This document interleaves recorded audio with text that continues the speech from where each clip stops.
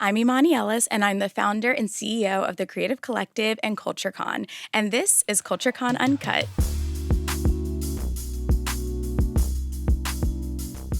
Today, I am sitting with the incredible Sir John, responsible for some of Hollywood's most iconic makeup looks. Sir John doesn't believe in following trends, and instead suggests that leaning into what makes you feel anchored in yourself is the most important thing.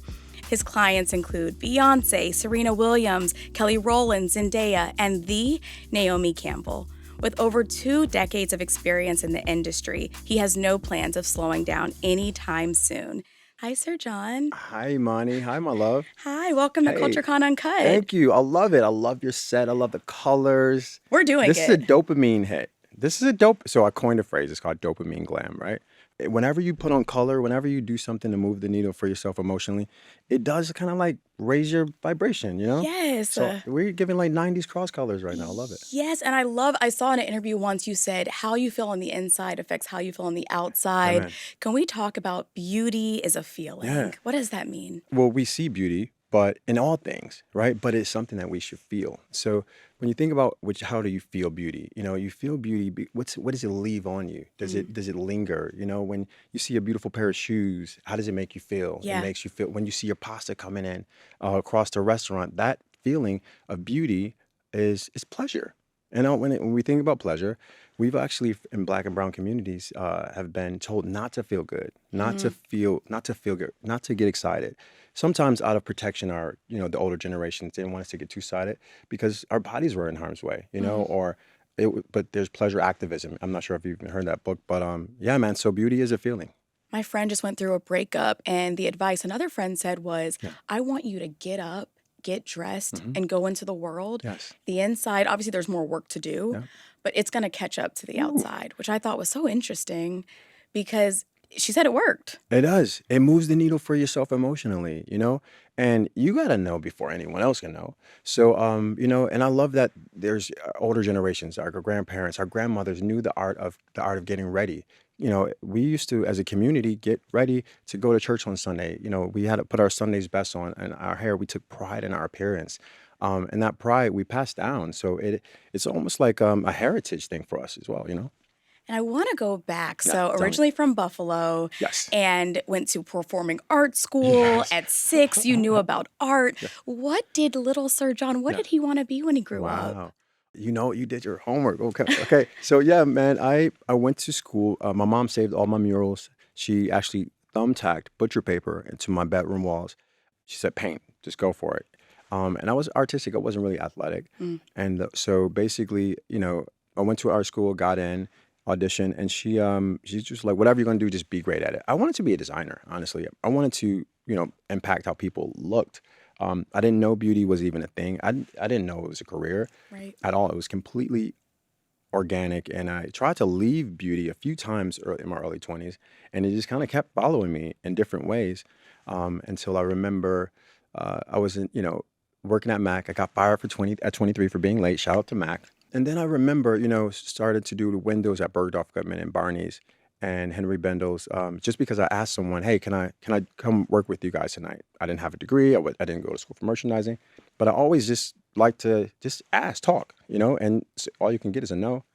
But I met up with Pat McGrath's assistant and started doing the shows. And then, after that, it's kind of, things just started changing and I just kept putting more effort in. But I know I had to hustle because in New York was expensive. We both lived in Harlem for some time. We sure did. Right?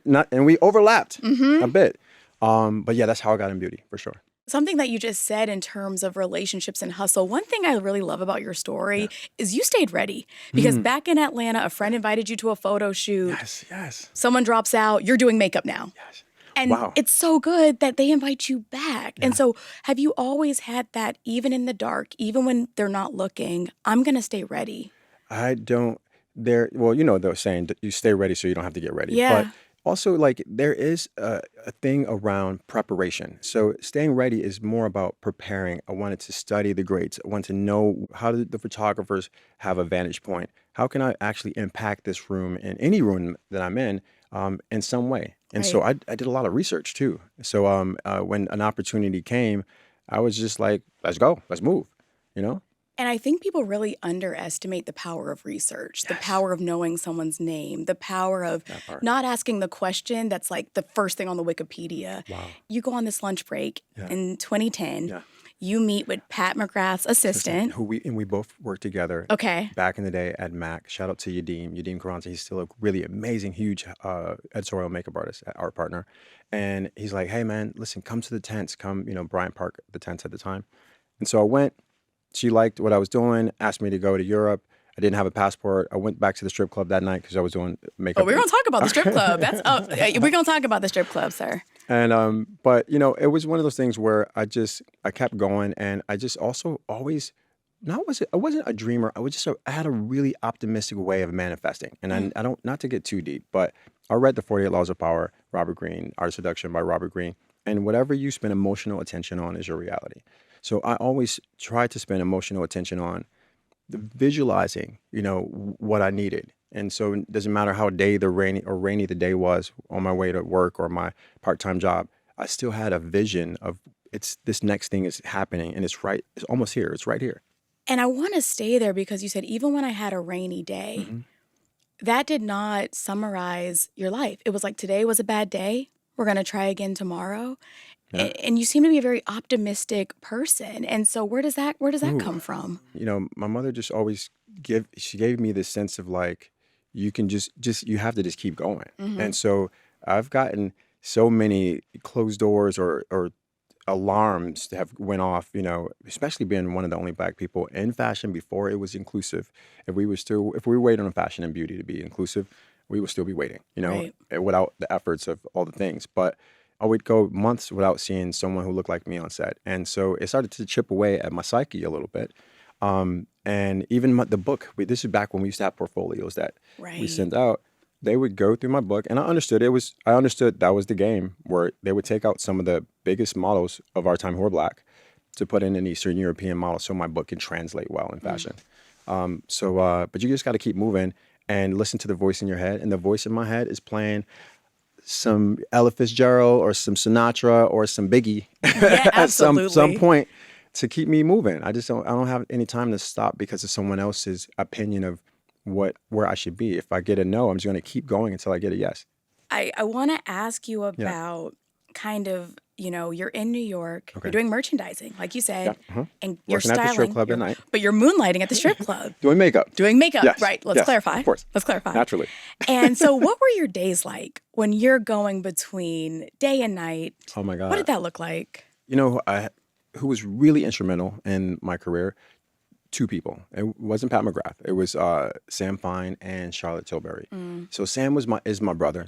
Is my brother. He just put so much knowledge into me about how to advocate for yourself. You are a business, Sir John. Don't look at yourself as a worker or a servant, because we're told we're servants in this business, and we're all servants. I'm a servant. With my clients, we're all servants to our customers, our consumers, our board members, in a way. But I remember that Charlotte Tilbury, I would be on set with her shooting with Mario Testino or whoever, and Annie Leibovitz, and then these beautiful sets. I just remember the catering. I love food, right? So picture it, Sicily, right? So we were seeing all these beautiful sets every day. I'm taking a box, taking a little situation home, because I know I have a nap maybe around 7 o'clock. Go to the club, and then I'm going to Queens, 35th and Steinway. Shout out to Riviera, and I would be with the girls until about 2 a.m. Every night, and I did that for about 4 years. Wow. Like, I didn't need sleep at the time. The more mature we become, we need a lot more rest. Right. But it taught me so much about being well-rounded and what character looks like, and then also just knowing my place. And when I say knowing my place, I'm old school. So, I grew up as I was really an amazing assistant because I really wanted to learn, and I didn't have the ego to actually want to be the key. So I just wanted to be the best assistant. And when I say assistant, even this generation of Gen Z has an idea that an assistant you're the background and the foreground. No, but you're actually the support. You're the scaffolding, that holds this whole thing together. So that was it was just really great for me. So I think the best thing that happened to me in my life early on was to be a student. I I got a +1 because I started off also as an Okay. assistant to the SVP at NBC. Oh, wow. And I Oh, remember she wow. would forward me these emails. And, being young, I would ask her a question. Yeah. And she was so kind, but she was also very blunt. And she would Okay. say, Imani, I want you to scroll to the bottom of that email, and the answer is probably in there. Wow. And I remember being like, oh, I have access. Wait a That's minute. a good point. It changed I said, wait, I have access to the SVP's Yes. emails. Yes. This is actually business That's school. game. And so, Game, babe. game changing. Because what I'm looking at now is how SVPs talk to each other. As an assistant, Oh, wow. I'm learning Absolutely right. how they talk to each other. And Absolutely so when right. you talk about being a student and just like Absolutely right. humbling yourself and being open-minded, Yeah. really, Yeah. I mean, when you say old school, was that something that came from your mother? Mm. Like, where did that come Yeah. from? That I'm gonna learn. Yeah. I'm gonna be a sponge. Well, I mean, my mom was, she's my biggest inspiration still. But I had an idea that also I loved the people. I was around a lot of things that I just never seen before. Right. And so, but also I remember, and I still, when I met the Beyoncés and everyone else, or I could be in Paris backstage at Versace, I also was never impressed by anyone's shit. Like, not impressed. And when I say not impressed, that's not my stuff. I'm not impressed by shiny things. I'm really impressed by character, you Yeah. know? So how the people treat the people, how the people treat their assistants, how the people will the people even acknowledge someone who's coming in with catering or sweeping the floor, you know? Ooh, And you just those are gave me and goosebumps. those are the people who I gave more attention to. And I remember, we would do shows, and I would stay after the show to hear Charlotte Tilbury, who's such a kiki. You got to watch her, and I would love to hear her talk to journalists.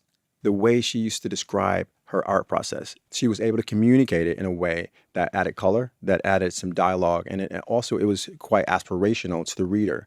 And she gave a unique interview to each of the journalists, knowing this is the Vogue's audience, this is InStyle's audience, this may be Marie Claire's audience. To be able to have that kind of conversation in three very degrees, I was like, I want to do that. And you're on these sets, I mean, larger than life names. A lot of times, like you said, you're trying to figure it out, you're navigating.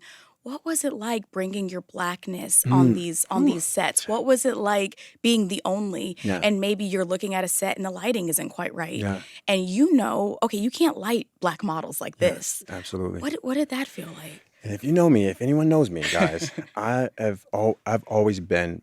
I grew up in a really pro-black house, slightly militant in a sense. I love my blackness, and we go in these spaces, and you think that you're supposed to conform. You don't need to assimilate, but you need to translate well. Right. And so when I say that, don't assimilate, but your ideas should translate well across the pond to finance people, to people who don't speak our language, who don't even, you could be in Italy. And so I think the biggest thing for me was I know I was representing Harlem to the fullest, right? When I was backstage or when I was in these places, when I was at Condé Nast or Hearst. And so, but I also wanted to be the best version of myself. So I studied, I love all of the greats, all of the people who like the silent screen stars. There are so many people who went through so much more than I have gone through, and they couldn't even walk through the front door, but their name is on the front or they're at the marquee. So I just wanted to just be the most distinguished gentleman from Harlem possible. And that's still kind of my thing today. I feel like I'm like a hood aristocrat. Come on, not a hood aristocrat. I live for this. And I mean, there's a lot of creatives who they feel like imposters. They feel imposter syndrome. They feel like I should just be grateful to be here. Yeah. I'm just thankful to be here. Yeah. And we are told, maybe vocally or not, you should just be happy that you're here. Yeah. You need to be a little smaller. How have you Yeah. expanded or pushed back on that narrative? Well, two things that come up for me. A time when I recently felt, for the first time in my life, like the imposter syndrome. I'm going into a different area of my career. I'm actually venturing into venture capital, right? And helping BIPOC brands have a shorter distance access to funding. And so sitting at these tables and not knowing the language or the dialogue and having to research, I didn't think that I had so much to add. And that's what the imposter looks like. It's like, you feel like you don't have anything to add. You're wondering, what is my value? That's how the imposter shows up. But then you have to remind yourself, listen, you don't need permission, but you sometimes need a reminder of your why. And so what is your why? Why are you great? What do you do that has made space for you? God would make space for your gift. So you obviously are there because something you did was compelling, something you did you at the highest level. And so let's lean into that. Let's lean into that secret sauce. And that's how you sort of dissipate any feeling of lack or feeling of imposter syndrome. But when I was, in backstage at any point, and I'm talking about from being an assistant carrying luggage to, backstage at the Stade de France or Wembley with Beyonce or Super Bowl, I knew I was supposed to be there because I knew I was just I know, like, no shade, I knew I was a really great makeup artist. Period. I know that's right. And I felt it. I just felt it. yes. Yeah. And it's like you said, it's like, I think we put this pressure on ourselves that if we don't know everything, we're imposters, but we're just human. Who knows who comes into any room Absolutely. and knows everything? Yeah. And I think it really is that distinction of I'm in this room because I aced the interview, I passed the test, I got the receipts, so that's why I'm here. And just because my light isn't shining like their light doesn't mean I don't deserve this space. But also, my thing is, speaking of lights, there are different types of lights. Yes. They're neon lights, sunlight, candlelight. So when we think about lights, you can be a light and it doesn't have to be as bright as the principal, but it still is illuminating. And so there's also a beauty in curiosity. Like, there's a beauty in wanting to learn more. When I say curiosity is different than lazy asking and not researching. Back in the day, my mother used to always say, whenever we used to say, I don't know, you better go find out. Yes. You better go find out. Right. So I don't really understand when, people don't know or haven't researched the photographer they're on set with. They don't have any idea of the people who, the last century, even in fashion, or if you work in fashion, in beauty, in hair, in cinema. Guys, this is the age of information. All of that shit is online.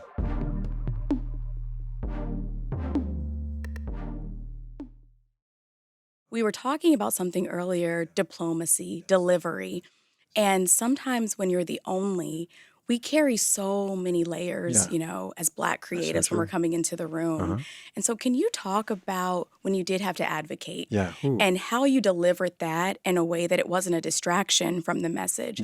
Because sometimes it's so like, how do you not see this? That's so true. Wow. That now the distraction is you're angry. Yep. And now the message can't land. Yep. So what was that like for you? I would say we are in spaces that, and I just have to give it up to Black women first, that you guys are marginalized in a different way than I can ever, imagine because I'm a guy, I don't think about some of the things. And I'm not told to be small. But Black women, just by nature, your strength is something that is, I don't want to say feared, but it's seen, it's recognized, and it's felt. So that's why there are often attacks on the bandwidth of Blackness, especially women, or trying to marginalize something that you don't even know that you have or are doing, Right. But how do we translate that into an idea? How do we move something around on a set, for example? When I think about, sometimes we always have to think about our delivery. Everything comes back to delivery. You can be on a set. We were talking about advocating for lighting for Black women. Because sometimes I'm on set and I have to talk to a photographer who's huge, massive, or a director, and they are like, well, I don't have to listen to you. But you know what? I got to go back to this woman, and she's the one who's going to hire me again. I don't really necessarily care what you think, but I need to make sure she feels safe. As long as my talent or the person who I came with feels safe, I'm okay. Because they're not going to go back when they see the cover or whatever and say, damn, this is them. They're going to look at their team. So the best way to advocate in these spaces is to think about what you're about to say before you say it. And also, what is my tone? What is my delivery? And so, I think we should also, as people in general, any culture, practice our delivery. And it starts, for example, I work with my sister, and it helps for me to practice my delivery on somebody who's not going to take much, and also who I don't want to offend. Yeah, right? yeah. And so you'll be better in relationships, friendships, and I think it's about having EQ. And so when I'm looking at someone on set and I need something or we have an exchange, I want to make sure that you understand what I'm saying, and it translates well. But B, the goal is not, it's not because of you, it's because of the bigger idea. It's Yes. because we want the shoot to go well. We want the outcome of this to be favorable for everyone. So let's get to a win together. What does a win Yes. look like? Mm-hmm. And then we can reverse engineer. So Right. I think diplomacy looks like that. Diplomacy looks like, how can I advocate for not just myself, but for the room in the best way possible. You really are paving your own lane, Thank your you. way. Thank you. And I think that a lot of creatives, they Mm. don't know where to start. Yeah. And I So think true. it's very overwhelming Yeah. because there's so many different, there's just so So true. much that Yeah. we're consuming. Yeah. So how do you get inspired? Well, the thing is, it doesn't matter if you are just starting out. One thing is I love about being a creative, and when I think about creatives, I think about stylists, makeup artists, hairstylists, photographers, videographers. If you are an independent in some way, a lot of our journey is parallel, Mm-hmm. right? A journalist, a writer. And so we're storytellers at the end of the day. We're storytellers. And so we need to pull data. We need to be inspired. But also there's a business side that sometimes takes you away from the creative. It can actually drain your battery. It takes away your magic. It does. Mm-hmm. It dulls your shine. So how do you get back to the magic? And the goal is to always know that I'm here for the people, and I'm here hopefully to express something and find beauty in my case, that is because I'm the world's eye. So like, if I find something beautiful, hopefully someone else will. If I put this eyeshadow on a Beyonce, or if I do this beautiful cover story, hopefully someone else will see the symmetry that I created, or they'll see some of the passion or emotion in her face as she's singing at the Super Bowl. And so I guess that is kind of the reason why we can get back into ourselves, go back into our own archives, and then find out, I had a vision at one time. I may have lost a vision, but go back into your notes, get back into like the grade A of it all. And it's sometimes hard because you might have a family now, you might have Mm-hmm. children, like a divorce or whatever that looks like. How do you get back to the magic? But it's your life's journey. You'll never, even when you retire, you'll hopefully still love the pathway, the ear, the touch or the Mm. sight or the smell. If you're a chef, something will ignite you or bring you back to a place where it was more honest. And if we're talking about coming back to a place where it's honest and it's magical, we got to talk Yeah. about Beyonce and your creative Okay. partnership. I mean, let's get into it. You have been behind so many iconic looks, the Super Bowl, Beachella, Coachella. You all have been partners for such a long time. Yeah. And I wonder, what has that experience been like Wow. when you really take a step and look back at kind of your journey Yeah. together? You know what? The thing is, I feel so blessed. I feel blessed to know a woman who I just see as this woman who I know, and not necessarily. I mean, mind you, I know how great she is. We all know how great she is. I love the conversations we've had, and then the work that we do together. She's pushed me so much creatively. So if I can say anything, is that coming from where I came from, and we're around the same age. I met her at Tom Ford's first women's wear show. I know he doesn't show anymore, and I just remember just immediately just having like a thing. But she's this person, and I'm just an artist, But what was really cool is that she leans on people who are around her for a sense of you bring your greatness. Like, she's looking for you to bring your greatness. And Mm. so, and if you don't bring your greatness, if you don't bring it, it's up for you.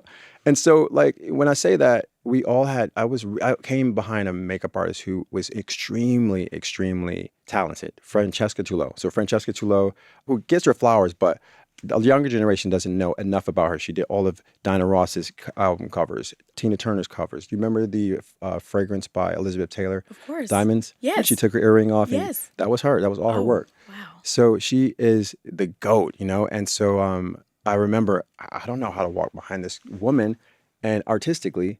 And so that was a huge, as we talked about earlier, with the moments that make you feel like an imposter. Mm-hmm. But I was like, what I do here, I'm just going to do me. I'm just going to do what I do, right? And you can see, if you look at her, you see the work between different artists, But I think what was really great is that she allowed me to do me. And I'm a little rebellious. Anybody at Parkway? Hi, Parkway. I love you guys. I'm little rebellious in the sense of like, I'm very curious. I'm like, I got an idea. and I storyboard everything, and I come with references, and I really go into a vault. And like if I get a treatment for Grammys or Tiffany's campaign, I don't just go to work. I literally come with boards, and I want to add something to the texture or the atmosphere, because that's how you get inspired. That inspiration can't just be flesh. She can't just inspire me. I got to inspire her too. I got to inspire the photographer, the creative director, or the staff. So we can all be in vibrational alignment for this job or this cover. I remember when the CR cover came out recently, and with the bang, shout out to my boy Jawara who did the hair. So good. And I just remember like I was kind of like, yo, let's just not do a black lip. Let's just do a line that looks like a mustache so it can be kind of like Chola, a little 90s drug dealer wife in situation. Let's do it. And so when someone gives you creative license to be yourself, that's when you can have a residency and feel free. So yeah, and that's, I hope that answers the question. Yes. And as long as I have something to add to a conversation, I'll still continue to do what I do. But for me also, babe, and this is what I tell every makeup artist, I was told by other makeup artists, you have to continue to evolve, right? We all have to. You said something. I want you to dive Yeah, into this wow. about temp checks. Yes. You do temperature checks in terms of how are you mentally. Where Yeah. did that come from? So mental health is really important to me. And because in my 20s, I would say like, when I was really trying to get there and wanting it, and showing up for myself, I was having a little bit of sorrow or depression because I was working really hard, but rent was really high. Yes. And I was doing the best things, working on the best sets. But as an editorial makeup artist, you make like $100 a day. So it looks like I was doing incredibly well, but I could barely pay rent. And I was 25, 26. And so I was kind of like depressed, and I didn't. And so, I was trying to figure out like, what is this and how long is it going to last? So I started to, lean into more mindful practices of talking to myself, not out loud, but sometimes if you do, it's okay. Just don't answer back, guys. How do I feel? What's the temperature? Like, we always look at the weather and we'll figure out, okay, do I need a jacket today? Do I need an umbrella? I'm going to the club. I don't want to wear those shoes because they're going to get destroyed. But we never really think about emotionally, especially as men. We're not given the space, still to this day, to feel anything. But I just want to make sure that I am in touch with my feelings. Sometimes in my day, I might not find pockets of happiness all day. It's like hunger. I'm not going to be hungry or all day, but I'll be hungry throughout the day. That's what it is to like access joy. If you can tap into that space that something you can be happy about that's in the distant future, that's how you manifest it too, though. What do you say to yourself when you're having a really hard day or really hard time? Is there something that you say? Well, sometimes I have an herbal refreshment. I live in LA. No, I'm joking. I would say, what do I say to myself? I hold myself accountable a lot, right? When I say I hold myself accountable, I try to do the work, and the work is not always everyone else. What they didn't do, someone else didn't do right, what I didn't see show up. It's like, if I do the checklist, did I contribute what I need to contribute? Am I communicating effectively? I try to see like, how was my response? If I have an argument with or a disagreement with a friend or a partner, like, what am I putting in, right? Can I be objective? I think of being objective is the introjection or the overstanding of the environment is key. But sometimes I just know that it's best for me not to say nothing to nobody. But also I think what I tell myself is just like, yo, this too I just get my mind off of it. I power through, like, and sometimes it's not the best. And I'll tell you the con of it or the negative side of it. I'm not always feeling, because I have to put my feelings in my shoes. And as we talked about it earlier, as men, you don't always have the ability to take time to feel something, So I think the goal is to leave it where you got it. And also, some of this shit is not ours. Like, we go through days or, sets, work, friendships, and you be like, this is not my shit. Oof. If I remember one thing today, right? Oof. Sam Fine told me, shout out to Sam, bro. Shout out to Sam. He was like, Sir John, sometimes this is your shit, and sometimes this is their shit. And so that's what I tell myself. Is this my shit? Can I, all right, did I contribute to this? Is this mine to carry? Or is this yours? I'm Because if this is yours, yo, get out of here with that. Oof. Bye. I am Peace. a Move on. fixer, Sir John. I am like, let me fix this. And in therapy, she's been like, this isn't yours to fix. Whew. And you're actually creating atrophy in Oh, them wow. because Oh, now wow. they can't do the work That's good. because you are over and Atrophy. I didn't think about it like that that. atrophy because that muscle that you're now overextending, they don't have to use it. They don't have to do the work. Because you're a nurturer. Because you're You're a yeah, nurturer. right. But it's easy also for nurturers to nurture because it's harder for us to see people fix something or Yes. say no or like not show up in a way that may be easier for you in that way. But then the other things occur. But I like the word atrophy. I never thought about that. And to your point, sometimes it's like for us, let's just help. That's easier. But it's not about what's easy. It needs to be what's effective. What's going to effective? work. Now, I got to ask you Wow. about your... First of all, this conversation, guys, I was not expecting to have a conversation like this at all. I was not. Yes. I'm sorry. It can, like, because we're water signs, Yeah. it could only be this way. Boom. It could only be Boom. deep. I Googled and Googled Yeah. and Googled, and your name really is Sir John. Oh, yeah. I was like, no. Like, it's really Sir John. Yeah. And I really thought about that and then meeting your sister Queen and your parents. My mom. Your mom, enforcing the respect. Ooh. Everyone is going to address you, sir. Yeah. Sir John, yeah. You know what the crazy thing is? It's not even crazy, it's facts, is that, so I've been Sir John since 1982. And, you know, my mother, she was insistent upon me not taking a nickname. So because all of the teachers wanted to be like, oh, I'm going to call him Johnny, or I'm going to, and so from if anyone knows me, if I hear the word John, it's an automatic trigger, and I'll in a nice way, I'll try to be as diplomatic as possible, and it doesn't matter where I am, I'll have to correct you, because it doesn't sit right in my soul. Because I dealt with teachers who were racist who actually refused to call me Sir John. So my mom pulled me out of school, and I had to, rearrange her life to homeschool me during the 5th grade. So because I was the only 5th grade from my district, and that she was standing on that's called standing on business. Absolutely. Shout out to your mom. And what so an icon. and so and the thing is, when we think about it, that's institutional racism that sometimes we go through as children that we don't even understand. But because if my name is Sky Blue, call me Sky Blue. But yeah, my sister's name is Queen. My brother's named after my dad. His name is Joseph. That's incredible. I also want to ask you about, I feel like you are someone who knows what they want. I was watching an interview and you were like, my favorite color is green. And it just was like, some people are like, you knew. Have you always been decisive, like green? This. So I can't pick a restaurant for nothing. Like Okay, fair. if you ask me, hey, where are we gonna eat? Until the last minute, I'm still not gonna know. That's when I can't make decisions. But I would say, have I always known? I always have an idea of. Always have a vision. Right.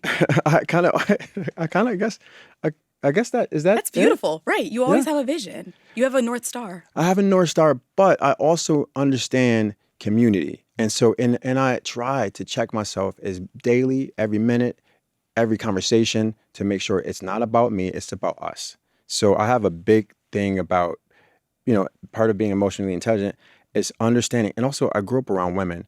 I work around women. And my job is mostly nonverbal. So I have to read energies and understand, am I giving enough? Am I taking enough? Are we equitable in energy here? Or is it lopsided? So I also want to always make sure I create space for my friends or my family to show up and say I need, or I have an idea, or let's do this as well. And with the vision, I feel like your life, you've always gone from something to something. Creative director for Killian, for L'Oreal, and now you're moving into venture capital. What inspired that shift? Oh man, wow, this is kind of cool. I think it was, when something is worth your time and worth the energy, and when you start to get excited again. Sometimes we lose the excitement, babe. Yep. We do, and I'm going to keep it real. I was not losing the excitement. I lost some excitement in the actual doing makeup. I'll do it. I have fun, but I want to do it for fun. I don't want to do makeup to pay my bills. And I just can't. And my thing is, I love people. So how can I make people feel beautiful and not just one person? That's why I did masterclass.com, or I'll speak a lot, to audiences, because it's not about the transactional approach to beauty. It is about everything else. So I know I got that feeling when I was watching someone. Her name is Kendra Bracken Ferguson. So Kendra Bracken Ferguson, Black woman, amazing. She's a VC. She started the Brain Founders Trust, the Brain Trust. And so she started bringing capital to all of these young BIPOC brands, and that's her mission. And to hear this woman speak blew my mind. And just speak, because she can campaign for other people in such an effortless way. I just wanted to I wanted to understand some of that. She wrote a book, and she asked me to write the foreword. And I did. And so even interviewing her when we went around, when she started to release the book, I started to just get into this understanding of, wow, this is kind of cool. And this actually makes a lot of sense. And I kind of want in. So I got myself in. I know that's right. I mean, that's your brand. Like, you're going to make it happen. You're going to make it happen. I feel like the door might crack like this, and it's like, that's all you need.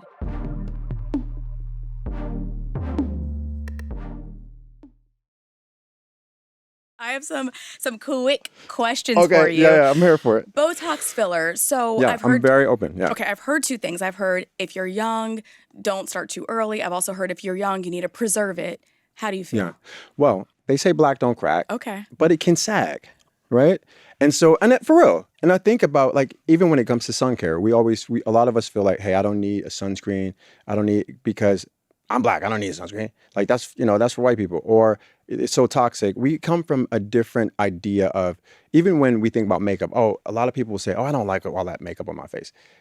But it comes from a place of ignorance at times, because we felt like, Black women were told they couldn't wear color lips. They couldn't wear the things that was only for whiteness. When we look at the European ideal of what's beautiful, it created so much distance that we could connect with ourselves. So now, picture it now, modern day, we have all these tools and all this access to so much. I do believe in I believe in the natural stuff, but I do believe in an injection. I do believe in injectables. Filler is okay. Guys, it's okay to get a little bit. It's like modern maintenance. So listen, if you have dark circles, it's okay to get a little dot here or there, so you don't have to have dark circles or hollowness. Like a little Botox if you need it. Whatever you need, get it, but just be conservative. Right. And the thing is, we also should destigmatize what's available. Men, we need to destigmatize a little tune-up or a little refresher. I know guys who work on Wall Street who just want to look like they had some sleep. Right. But because of the conditioning that we have, they feel like that is only for white people or only for women. And so some of that, and everyone who works in pharmaceuticals, in that space, all the plastic surgeons, all of these guys, they understand our communities are so far away from even wanting to go in. They'll want to go fix a little something, and it's there, or asymmetry, but the trauma, the stigma. But guess what? When you leave, no one will even see it. Right. I think we have developed into a place where modern pharma in general is not what we thought it was. You're not going to look like Michael Jackson, y'all. Right. You're not. There's levels. There's levels to the game. Right. Okay. That is freeing. And I know it's going to be freeing for a lot of people who are like you said, there's a stigma attached, but I think it's getting better. I think more people are becoming open with, this is what I've had done. There was a stigma for women coloring their hair before 1973. I think L'Oreal created you're worth it. You can do it. You're worth it. Wow. On the first hair color that was for homes and not in salons, because it was a stigma around, she's coloring her grays kind of thing. At every point in the game is stigma. Right. But one thing I don't want to happen to specifically women, because you guys see a different set of trauma than we do from the moment, from 11 on up, when you open your phones, is the washing back and forth of body types.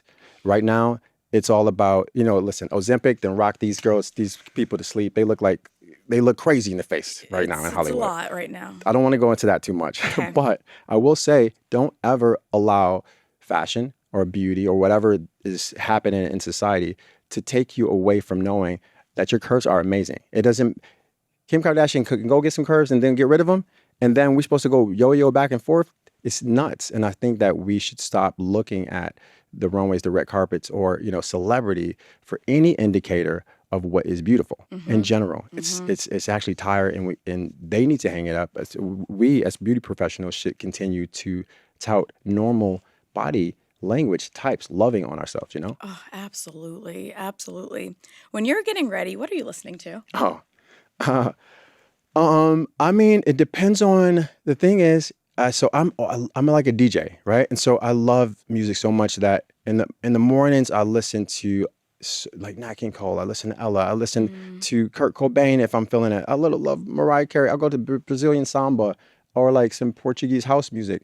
I love ball music if I'm going to a club in the middle. I mean, at night. I love Beyonce. Like, I love everything. I love Biggie. Everything. I love all music. And I just now started liking country only because my girl started diving into it. I love Tanner Adele. She's a sweetheart. I interviewed her for Naked Beauty podcast with Brooke DeVard. Shout out to Brooke.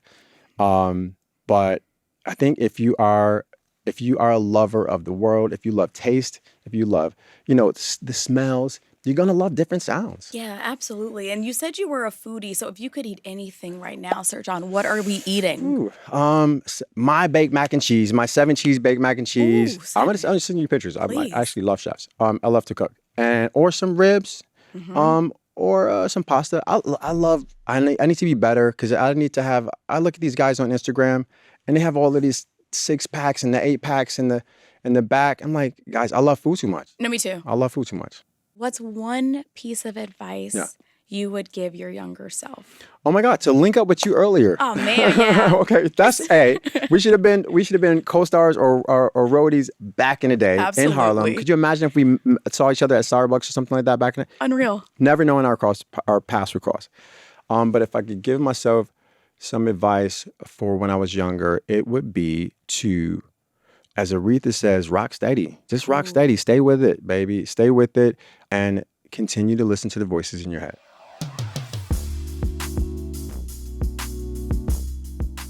Wow, I am still not over that conversation. Thank you so much for listening. And thank you to Spotify for producing another incredible episode. Remember, embrace your story, celebrate your wins, and keep pushing boundaries. For more unfiltered conversations with Black culture shifters, subscribe to CultureCon Uncut on Spotify. And if you're feeling inspired, tell a friend to tell a friend.